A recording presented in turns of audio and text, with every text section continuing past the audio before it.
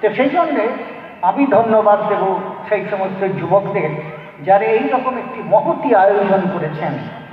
এই আয়োজনে আগা থেকে শেষ পর্যন্ত সব দেয়া দিয়ে আবৃত্ত, এবং এটা একটি ধর্ম প্রচারের একটা বিশেষ জায়গা।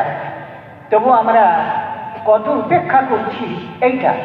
এই জন্যে যেখানেই জলসা হচ্ছে সেখানেই বুদ্ধিজীবী মহল, মুসলিমদের মধ্যেও তো বুদ্ধিজীবী লোকরা আছেন, সেই বুদ্ধিজীবীরা আজকে বলছেন এত টাকা খরচ করে যদি আমার আসল কাজটি না হয়, আমি যদি মনে করি বাড়ি বসেই আমি শুনতে পাবো, অতএব আমার যাওয়ার কোনো সেখানে দরকার নেই, এইটাই যদি আমাদের মনোভাব হয়, তাহলে বুদ্ধিজীবীরা যে মনে বলছেন যে ইসলাম দরদি মানুষের বড্ড অভাব হয়ে যাচ্ছে।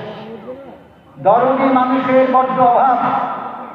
কারণ আমরা যখন এই মসজিদে নামাজ পড়লাম, সেখানে প্রায় কাছাকাছি 100 জন আমরা নামাজ পড়লাম, এবং তারপর এখানে আমাদের উপস্থিতি এত কম যে আমরা সেটা ভাষায় ব্যক্ত করতে পারছি না। এটা তো হতে পারে না। এই জন্যে অনেকেই বলছে যে এই মৎস্য করার দরকার, এই আমি যে 2 লাখ টাকা খরচ করছি, এই 2 লাখ টাকা যদি গরিব ছাত্রছাত্রীদের মধ্যে যদি আমি বিলিয়ে দিতাম, শিক্ষা শাস্ত্রের যদি বিলিয়ে দিতাম, অনেক উপকারে আসছে। এ প্রশ্ন উঠবেই, এ প্রশ্ন আজকে উঠছে, ফলে আজকে এটা সমালোচনা বলে গ্রহণ করবেন না। কিন্তু আমরা এই জলসাকে আমরা অত্যন্ত উদাসীনতার সঙ্গে লক্ষ্য করছি যে এর কোনো গুরুত্ব আমাদের সমাজকে দিচ্ছে না।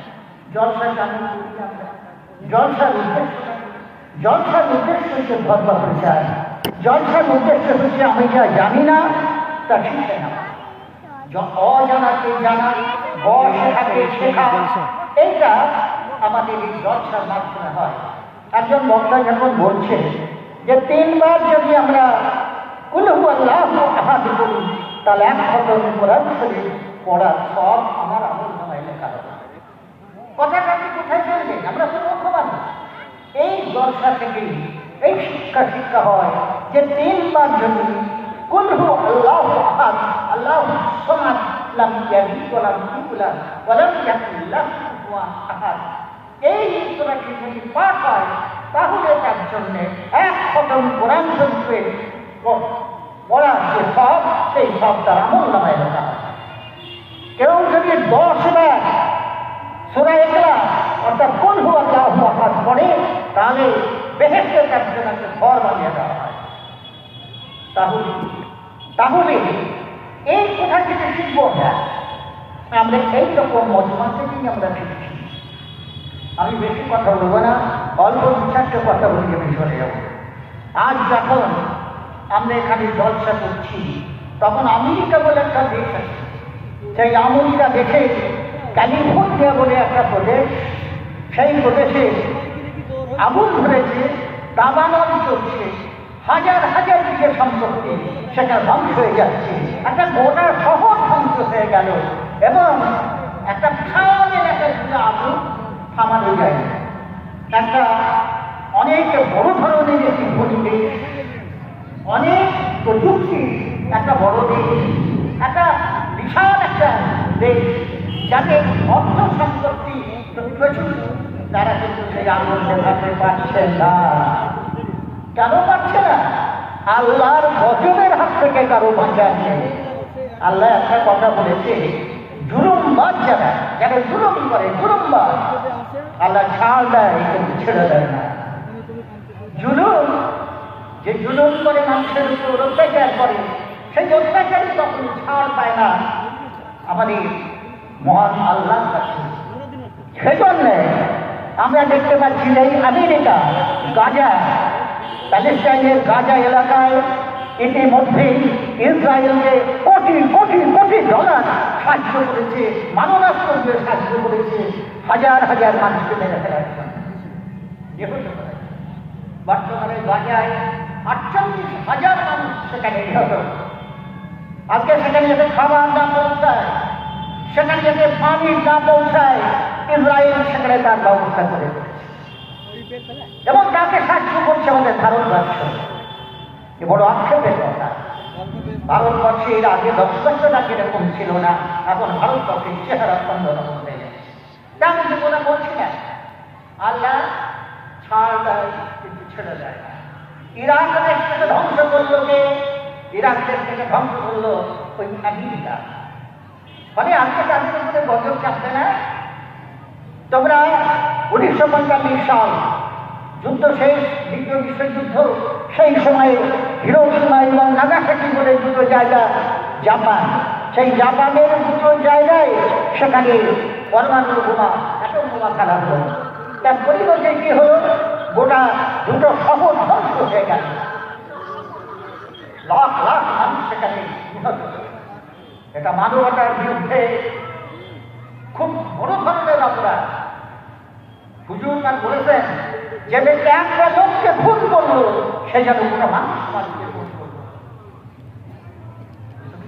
তাই বলছি, আজকে যখন তারা লাখ লাখ মানুষকে খুন করলো জাপানে, আজকে তারা ইরান দেশটাকে ধ্বংস করলো, আজকে যারা ইরানকে ধ্বংস করবার জন্য প্রস্তুতি নিচ্ছে, আজকে যারা প্যালেস্টাইনকে ধ্বংস করে নিচ্ছে, তার শিশু নারী তাদের উপরে বোমা ফেলে তাদেরকে ধ্বংস করছে, সুতরাং তাদের দেশে গাইডি থাকিত আগুন হবে।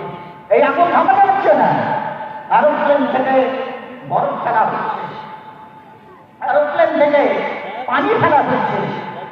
কর্মীরা হাজার হাজার যন্ত্র কর্মীরা তারা সেখানে নেমেছে যে আগুন নেভানোর জন্য, কিন্তু সেই আগুন তারা নেভাতে পারছে না।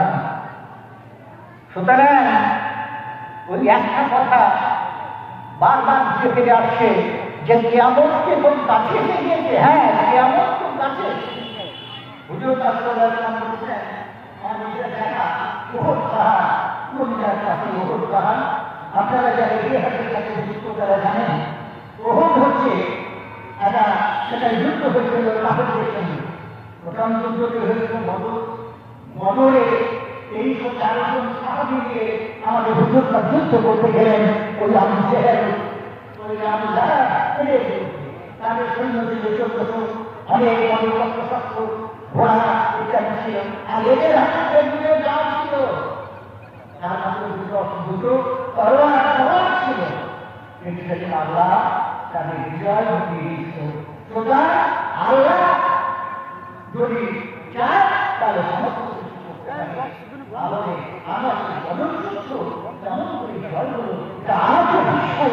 যাদের কোনো অস্ত্র ছিল না, ছিল না, তারা জল ফলে এটা ঘটনা আজকে আমেরিকা থেকে চিন্তা করছে তাদের তারা সেটা ঘটনা জানানো চলছে এবং সেটা লেখাতে পারছে না। একটা মানব করবে এটা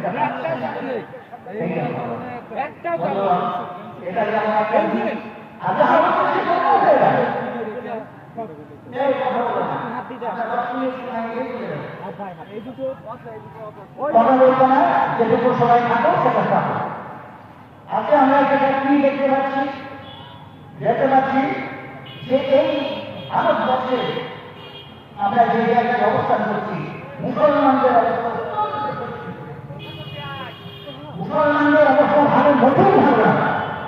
আপনারা যারা খবরের কাজ করেন, আপনারা যারা খবর রাখেন, তারা জানেন যে মণিপুর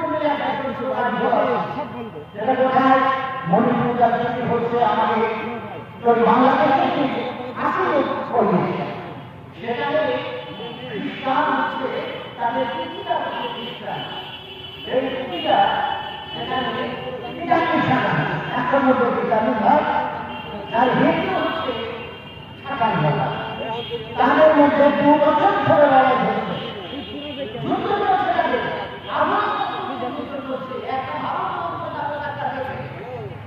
সেখানকার খ্রিস্টানরা হচ্ছে হিন্দুদের সঙ্গে থাকা যায় না, এরা জুলুমবাজ।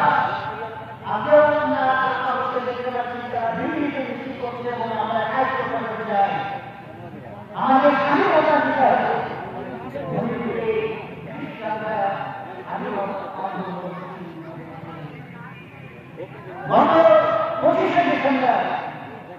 আমরা দেখলাম পাটনার একটা সমাজ থেকে একটা সমাজ করছে অনেক বয়সী জন দিয়ে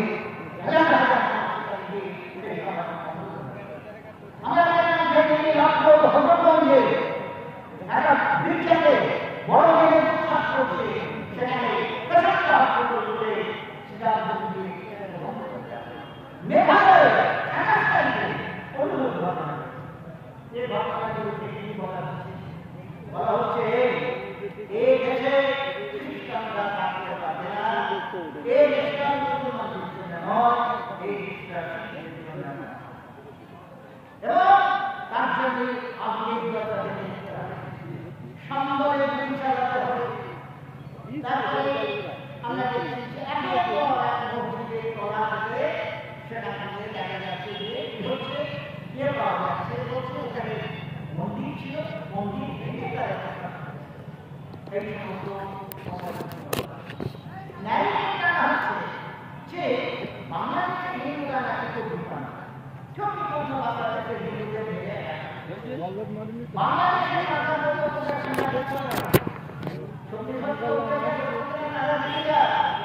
তোমরা তাহলে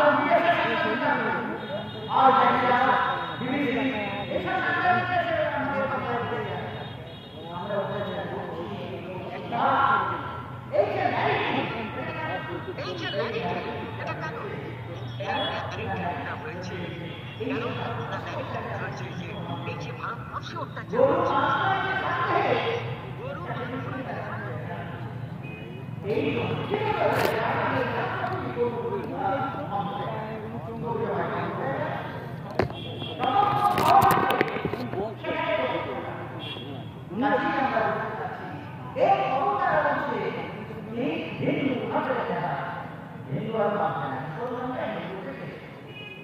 এই সমস্ত বাহানা দিয়ে তারা বলতে চাইছে যে মুসলমানরা হচ্ছে এই দেশের শত্রু বলে তারা মনে করছে।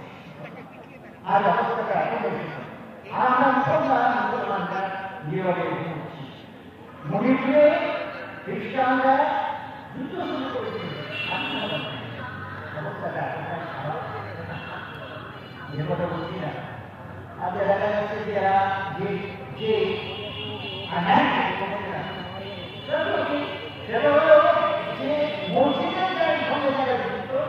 তারা নাকি সব জমি, তারা সব জমি, কিংবা বলছে যে হানিফি মাদ্রাসায় পড়ে যারা নিজামিয়া মাদ্রাসায় যারা পড়ে জমি জমি বলে তাকে যদি জঙ্গি বলে ধরা হয় তাহলে টাকা ছেড়ে দেওয়া হয়।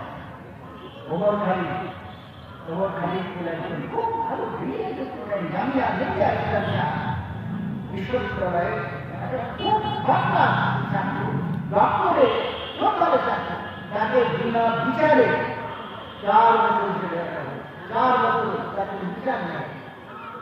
আর বাংলাদেশে একজন সন্ন্যাসী ধরা পড়লো, ওরা সন্ন্যাসী বলছে যে আদৌ সন্ন্যাসী হয়, তার মধ্যে অনেক খারাপ কথা রয়েছে আর জামিন হচ্ছে না বলে ছেলে আদৌ ধরে আর এখানে অমর খাবি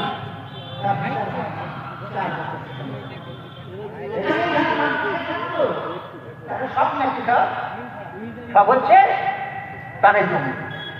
এই যে ন্যারেটিভগুলো হচ্ছে এই যে আজকে যে কোনো সময় তোমাকে ধরতে পারে, ধরেই একটা জঙ্গিকে দিয়ে দিল, তারপরে তোমার 4 বছর 5 বছর 7 বছর তুমি জেলখানায় থেকে যাও।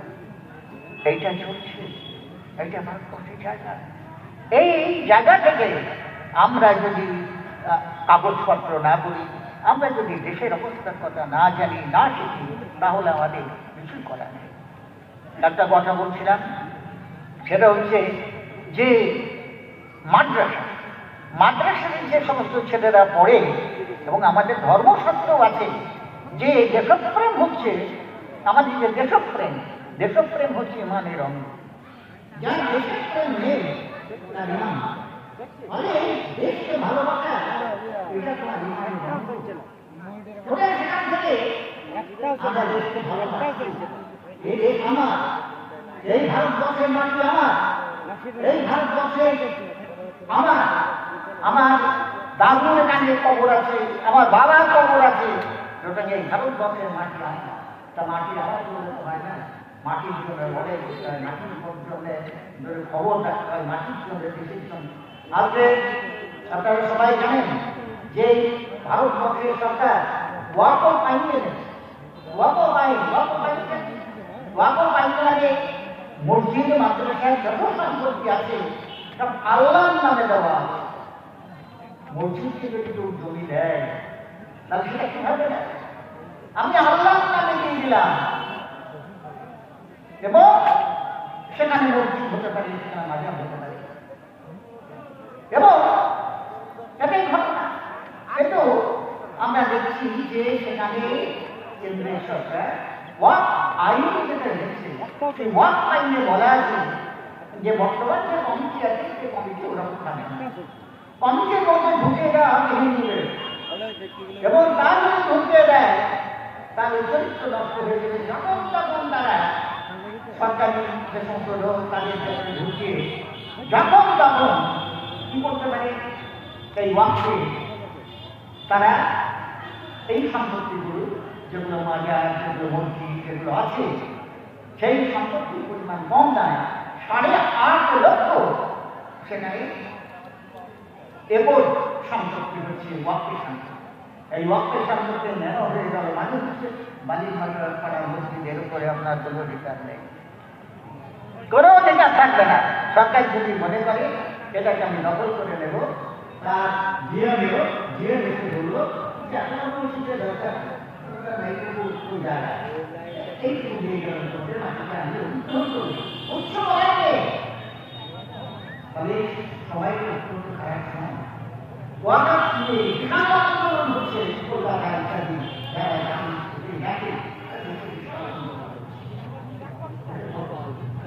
আজকে আমরা জানি চলে যাবো। আজকে দেখছি যে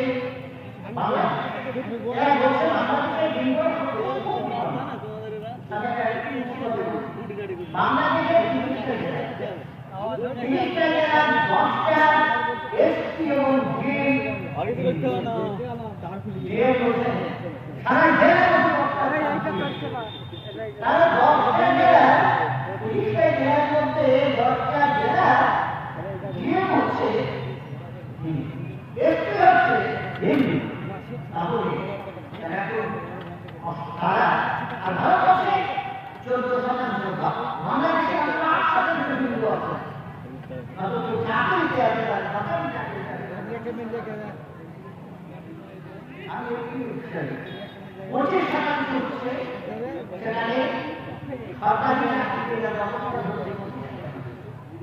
আর ভারতবর্ষের 14% হচ্ছে মুসলিম, তারা মাত্র 2%। সরকারি চাকরি 2% এইটা হচ্ছে তারা খুব খারাপ আছে আর আমরা ভীষণ ভালো আছি। এই এখন এই সঠিক পর্যায়ে এখানে কোনো লোক খুঁজে পাওয়া যায়, সঠিক পর্যায়ে এখানে কোনো লোক নেই। আর সেখানে বাংলাদেশে এরা বলছে বাংলাদেশে হিন্দুরা বড্ড খারাপ অবস্থায় আছে। এইসব ন্যারেটিভগুলোর কারণ হচ্ছে ভারতবর্ষের মুসলমান ব্যবস্থা আরও উন্নত করা। যাই হোক, বক্তারা এসে গেছে, আমি অত্যন্ত অসুস্থ অবস্থায় দেখছি ঘরের চর্চা, সেই জন্য আমার ভাষায় আমি আর আমার আলোচনা না, আমি শুধু আমার একটা কথা বলি শেষ করবো। উল্লুকাত কল্যাণ একটি হাদিস রয়েছে, আর এই হাদিস আল্লাহ তার নাম হচ্ছে যে বিদ্যা শিক্ষা খরচ, বিদ্যা শিক্ষা খরচ যা অবশ্যক করবে। কিন্তু আপনাকে চাকরি করে বিদ্যা শিক্ষা আমাদের পক্ষে সামনে সরকার যদি এখন বলে যে মুসলমান 11টা ইঞ্জিনিয়ার দিতে পারবে, আমাদের সমাজে ক্ষমতা আছে যে ইঞ্জিনিয়ার সারা পশ্চিমবঙ্গ তৈরি করে জানেন। আমাদের স্তরে শিক্ষা দিতে পারি, এটা রাষ্ট্রীয় শিক্ষা বলে। যদি যা জানবে ক্ষমতায় জীবন দিতে হবে। আমরা বিদ্যা শিক্ষা করতে পারছি না। আমাদের কার্যকরী বিদ্যা শিক্ষা করতে হয়। তার আলাদা মুসলমান ধর্মের দাবি বলা হয়েছে যে এক ধরনের বিদ্যা চর্চায়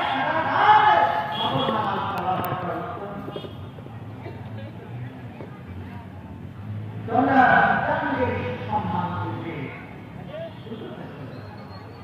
আমরা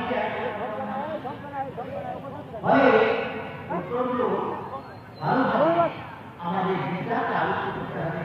আমাদের ছেলেমেয়েরা যারা শিখছে তাদের পড়াশোনার দিকটা খুব ভালো করে লক্ষ্য রাখতে হবে। এটাই হচ্ছে ঘটনা। এই কথা বলে আমি সকলকে আমার আন্তরিক শুভেচ্ছা জানাচ্ছি। শুভেচ্ছা জানিয়ে যে কথাটা আমরা বলে এই ছেলেগুলো কত খরচ করেছে জানে, এই প্যান্ডেলটা করতে নিজেরা করেছে, পয়সা লাগেনি। কিন্তু এই যদি বাঙালিকে এই প্যান্ডেলটা ভাড়া করতে হতো, এই দাম এই যে মূল্য হতো 50,000 টাকা কাছাকাছি। আজকে কেন এই এলাকার মানুষ আগে বক্তারা আসলে বিভিন্ন জায়গা থেকে তাদের কথা শুনতে। কিন্তু আজকে আমরা দেখতে পাচ্ছি যে মুসলিম সমাজ আর এই ধরনের পছন্দ করছে না। এই ধরনের মানুষকে তারা পছন্দ করছে না। বাইরে উঠে যায় রাস্তাঘাটে বাইরে তারা দেখবেন হাজার হাজার লোক ঘোরাঘুরি।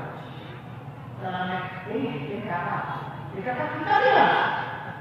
তাহলে আমরা খুব দুঃখ প্রকাশ করছি যে আজকে মুসলিম বুদ্ধিজীবী মহল করছে, এরা কোনো প্রয়োজন নেই, সমাজকে গ্রহণ করছে না। এটা প্রমাণ জড়িতে বলা হয়েছে একটা হাদিস রয়েছে, আমি সেই কথাগুলো বিশেষ করব। সেখানে আছে গো বাংলায় এই নজরগুলো শিখে আমি ইংলিশ করে বলছি।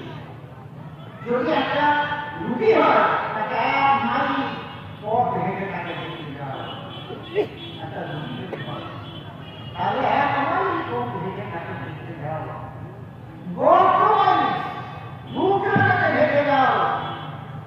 दो किलोमीटर हेঁটে যাও। এই নজর between two men or men. তার মানে হলো বিবাদ হয়েছে লোকের সঙ্গে, বিবাদটা মীমাংসা করার জন্য 2 কিলোমিটার যাও। বুঝতে পেরেছেন কত গুরুত্বপূর্ণ কথা।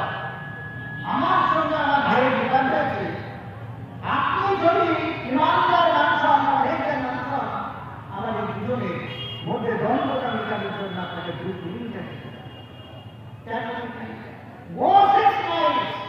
এই নজর